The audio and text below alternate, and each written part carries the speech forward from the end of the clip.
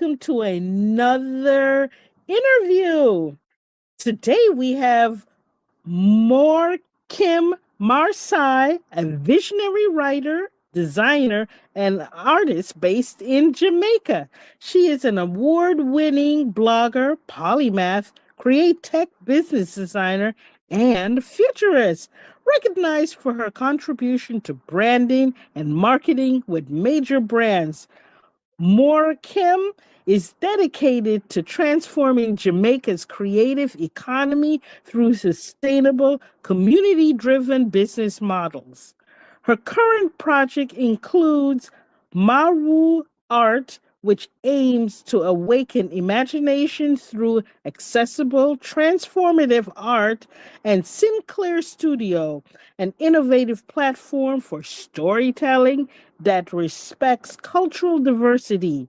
Lean in and listen well to this remarkable woman. My interview guest, co host, partner in crime, Chris Daly. Take it away. Thank you, Janice. Moken, welcome to this great conversation. It's always Thanks. great to have conversation with people making impact. Jamaicans making impact all over. And here you are at home making all this impact. The first thing that grabbed my curiosity is your name, Moken Marsai. Could you tell us a little about this awesome name and a little about your family roots? Okay, well, it may come as a surprise, but I wasn't born Moken Marsai. I was born Monique Kennedy. And I became Moken Marsai 2 years ago after having a very transformative experience where I moved to Portland, Jamaica to be by the sea. And it was just an opportunity for me to connect with myself. And at the end of that journey, I felt that it was fitting that I changed my name to fit with the woman who I had become. So Moken is actually an amalgamation of my birth name, Monique Kennedy. And it's a name that kind of chose me. And Marsai means one who follows her intuition, and it means royalty. So it represents my connection to the divine source. Wonderful. Boy, you do well even in your name. Um, you've come from this marvelous canvas of creativity. Where did you get this calling for this deep level of creativity, and what nurtured it? Well, I would say growing up, I am the daughter of an engineer and a teacher. And my father, in particular, was a patron of the arts. So he would always commission paintings. We had art encyclopedias in the house. So I always had things to explore and experiment with.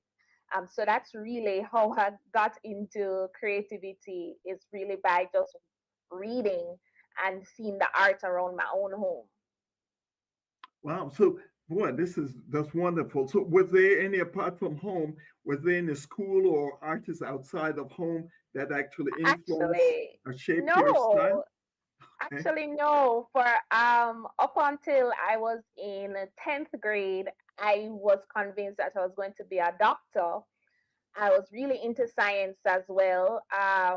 And I saw a fashion show on TV, and I saw a designer that really resonated with me. And then I just decided I was going to be a fashion designer. And my parents didn't think that was a viable career choice. So I kind of convinced them that I would apply to art school and study graphic design as my backup. And that's actually how I ended up getting the opportunity to study art overseas. And in the interim, I did do art in sixth form very briefly, and I went part time at Edna Manley. But before then, I did not consider myself an artist or a creative. Boy, that's wonderful. When you have God-given talent like you do, it shows. The Thank school can you. teach you that. But now here we are. We're at the forefront of, we have now entered the AI era. And Hmm. you have actually, a lot of artists are scribbling their boots that they think their art's going to go, but not you. You're No. really embracing it and taking it in two levels, where you're focusing first on mental health and then also expanding the artistic creation. Talk to us a little about how you arrive at that kind of frame. Well, when I discovered AI, I was still in what I'd call recovery. I had left a job. I was a co-founder of a tech startup. I was head of design and experience, but I was extremely overworked. So when I found AI, I was really just kind of getting back into being online, and I wanted to start writing science fiction and fantasy because that had always been a dream of mine. And I saw an image on Instagram that really captured me, and I did some investigation and found out it was made by AI. And 10, 2 hours later, I had maxed out. I was just generating different ideas of concepts of things that I wanted to see. And it really just opened my mind to the possibilities. Like I could go through 100 different ideas so quickly. And for someone who has a lot of ideas, it was like magic, you know? This is really neat. Help us to understand that. So you get to your keyboard. Walk us through the process you go to actually use the AI tool and then your own human imagination to fuse those two together.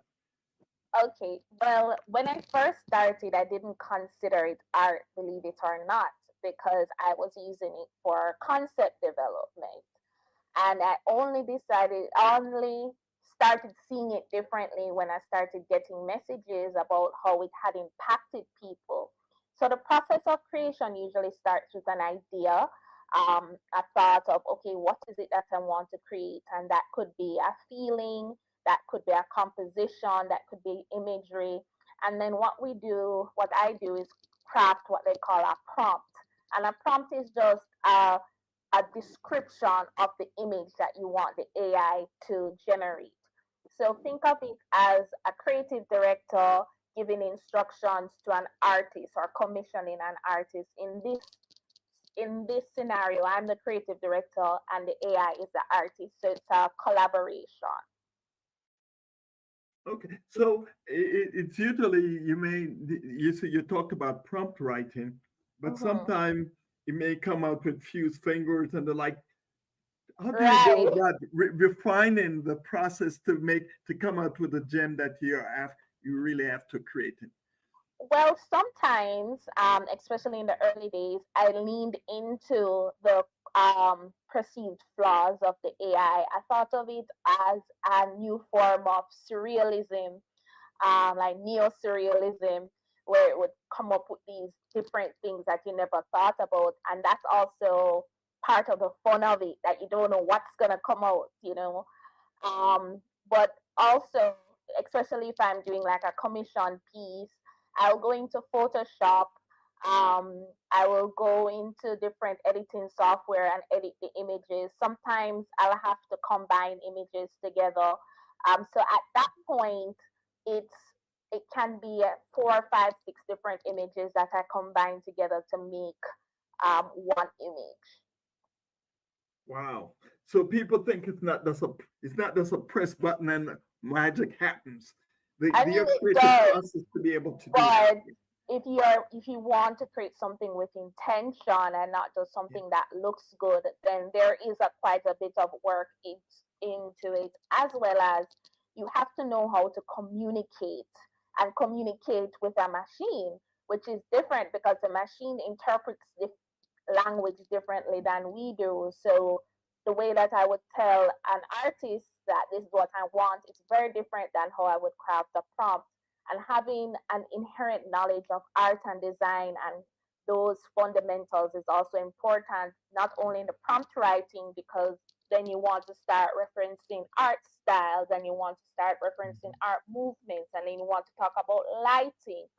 If you don't know, then you won't be able to. The more you know is the more you can control the output. Amen. So you're a pioneer here. You're the first person within the Jamaican community that I know is actually pioneering this type of Mhm. fusion of both the human creativity and the machine creativity. How do you think your work is impacting art, the art form in Jamaica, And I know you have a particular emphasis within mental health. Let's deal with Mhm. that first, and then we'll talk about the larger artistic framework. Okay. Well, one of the things that I experienced and learned from being in creative leadership for some time is that artists and creatives, there's a lot of burden on their mental capacity. It's not easy when your living is dependent on you having great ideas. And unfortunately, a lot of work environments are not conducive to supporting the creative environment. And especially now with the boom of social media and content creation, the demand is even greater for artists to be producing at a higher rate that is just not it's not humanly possible. So when I first discovered AI, I saw the opportunity to integrate it, especially in more commercial art world like marketing and advertising, where you have to work on quick turnaround times. There, I've worked in art departments where the artists are, you know, taking stock photos and have to cut them out into scenes because we can't afford to have a storyboard illustrator, which takes a lot of time. So I saw it as an opportunity, if it's integrated well into our workflow, that it could actually help to take some of the mental burden off creative teams and help them to work more efficiently. Um, so that's like when I thought about it, that's the first thing that I thought about how it could help, to take off that load. That's wonderful. One of the areas where people have concerns is actually the authenticity and the ethical issues surrounding AI. Um, what how would you allay their fears that's when you create a piece of that's fusion about your creativity and Mhm. machine learning, that this is authentic and it's good stuff, original stuff? Well, one of the common misconceptions, especially in the art world around AI, is that AI is stealing people's work and it's just copying it and putting it all, mashing it all together to make something. But really, how language, large learning models work is that they learn patterns. They learn about the concepts, the fundamentals, just like a human would learn. The difference is that it's learning at scale. So once it learns from that data, which there are different ways it can learn from the data. Once it learns from the data, then it understands how to interpret what you have written in a prompt. So it correlates what you've written in a prompt and what it understands about what is learned about art, and it creates something new. And there is a concern in terms of the ethics of that. There it is a gray area because it's a new technology, but that's to be expected because if something is new, then there's no precedent. And I think with time, what will happen is that the laws will catch up to cover what it means, how far is it before it's copyright infringement. Right now, it's a gray area, and I would argue that a human could go and copy someone's work just as much as a machine. It comes down to the intention of the person who is writing the prompt. I can choose to write a prompt and say, copy this artwork of this person, or I can choose to write a prompt that creates something original. And that's no different than if I was a painter. Counterfeit paintings have been have been a thing for a long time. So it's not a AI problem; it's a human problem. And I think as time goes on, we'll learn where AI stands in that space. Boy, we've come a long way in just a few years. It was like November of 2022 that Mhm. OpenAI kind of burst on the scene. And that's And it's exactly when I found it. see, you're one of the pioneers. Yeah. So, knowing what with 2 years since it became mainstream, Mhm. what's your vision look like of the future? What are kind of the trends that you're seeing as some of the things that that you're excited about that AI in the space is going to be able to afford you? Well, what I'm excited about is they have no image to video models where you can take an image and turn it into a video. I think that's really interesting. I haven't gotten to play around much with it, but that's something I'm excited about. I've seen where young filmmakers have been able to use AI to create short films. I think it opens up the opportunity, especially in developing countries where we don't have a lot of the resources that, say, someone in the States would have to, shoot a short film. We can now use AI to create your own short film with just your team of one. I think it's going to, I've even seen creatives here using it to write treatments for music videos. So what I see is that it gives us an opportunity. It almost levels the playing field in a way because now it's about the power of ideas. You can pitch a concept and get funding without having to have a team to put it together, which it costs money. It costs money to be creative, and there are so many people who have ideas and things that they're just sitting on because they can't find the people to collaborate with them. Everybody's trying to just make a living. Who is going to be out here just making art? That's a luxury for a lot of people here. So I see it as a way that creatives can really get down into getting the ideas out there, getting it funding. They don't have to wait for a Netflix or a Fox or anybody to, the gatekeepers. We don't have to wait for them. We can chart our own course. This is those wonderful. So, how are you going about monetizing your stuff? And is there a network of people that's starting to value this kind of work within Jamaica that that you makes it very exciting for you?